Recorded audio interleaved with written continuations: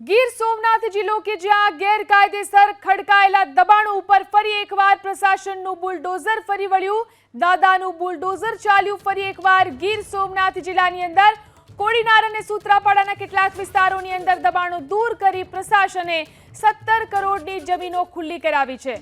થોડા સમય પહેલા પણ ગીર સોમનાથની અંદર પ્રશાસનનું બુલડોઝર ચાલ્યું હતું। પ્રશાસનની કાર્યવાહીનો વિરોધ થતા થોડા સમય માટે આ કામગીરી અટકાવાઈ હતી। જો કે ફરી એકવાર પ્રશાસને ગેરકાયદેસર દબાણો તોડી નાખવાની કામગીરી શરૂ કરી છે। વધુ જાણકારી મેળવી અમારા સંવાદદાતા દિલીપ મોરી ફોન લાઈનથી જોડાયા છે। જી દિલીપ, કેવી રીતે દાદાનું બુલડોઝર ચાલી રહ્યું છે, શું કામગીરી?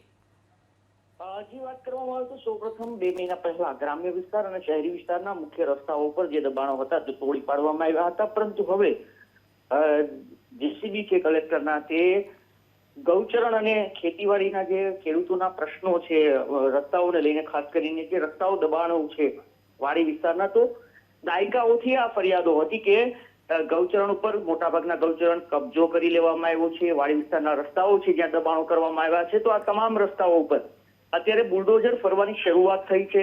તમામ ગામો છે તે હવે એક પછી એક ટાર્ગેટ ઉપર છે। અત્યારે 2 ગામના ગૌચરણો છે તે ખાલી કરવામાં આવ્યા છે કોડીનાર વિસ્તારમાં, દેવડી અને કાટવડ। આ સિવાય ગીરગઢડા, સૂત્રાપાડા તમામ 64 ગામો એવા છે જ્યાં ગૌચરણને ખાલી કરવામાં આવ્યા છે। હજુ પણ લગભગ 250 થી પણ વધારે ગામો એવા છે જે રડાર ઉપર છે અને એક પછી એક બુલડોઝર છે તે વિસ્તારમાં ફરવાની શરૂઆત થવાની છે।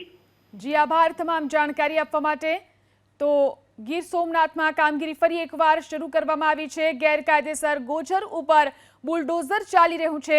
અંદાજિત 17 કરોડની જમીન પરના દબાણો હાલ દૂર કરવામાં આવ્યા છે। આસપાસના ગામોમાં આ કામગીરી ચાલી રહી છે।